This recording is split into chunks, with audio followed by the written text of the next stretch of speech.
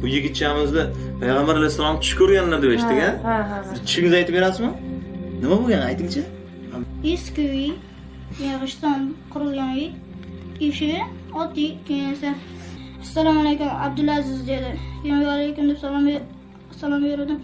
Keyin esa aytdi, men Muhammad Mustafa sallallohu alayhi vasallam bo'laman dedi. Keyin esa jiring uyimizga kirgizaman dedi.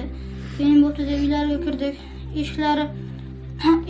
Eshiklar taxtadan ko'tarib yoqib qo'ydikdan keyin ichiga kirib, yana ko'tarib yana yopib qo'ydik. Keyin ichkarida Ibrohim degan anam bor, birodarim ana shu bor ekan. Keyin men ana qiroat qilib bering dedi. Bilgan suralarni aytib bering dedi. Keyin bo'pti dedim men alhamdulillah aytib berdim. Ixlos, keyin Kavsar, Nas, Falaq, Sharh, Nasr, Baqaraning 8 ta oyatini aytib berdim.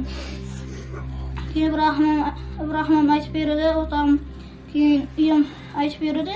Uniki esa xatolar bor ekan. Uniki ham to'g'ri, keyin men ham Falaq surasidan Falaq bo'ladi ekan, ana shuni men Falaq qo'yib shuni to'g'riladi. Keyin uylardan chiqqandan keyin yuring Abu Bakr roziyallohu anhu laqab beraman dedi. Keyin bo'pti deb ketayotganimizda yo'lda bitta masjid bor ekan. Masjidning oldida ko'p odam bor ekan. Bitta qora odam turibdi ekan. Keyin ana shu odam qo'l ko'targan ekan, payg'ambarimiz aytdi, Hazrati Bilol bo'ladi ana shu dedi. Keyin o'tib ketdi. Keyin Abu Bakr roziyallohu anhu laqab berdi. Abu Bakr roziyallohu anhu laqida ancha turgandan keyin Ibrohim bilan meni ikkalamizni ikki yelkasiga ko'tarib uylarida aylantirdi. Qanday ne'mat, qanday bir baxt. İnsanlar Payg'ambar alayhisalomni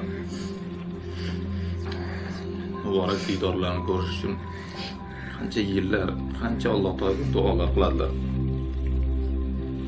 Alloh taolo bu yigitchaga nasib qildi. Payg'ambar alayhisalomni ko'rishlik. Qur'oni Karimni xatm qildilar. Bu yoshda katta ne'mat. Necha marta xatm qilgan? 7 marta xatm.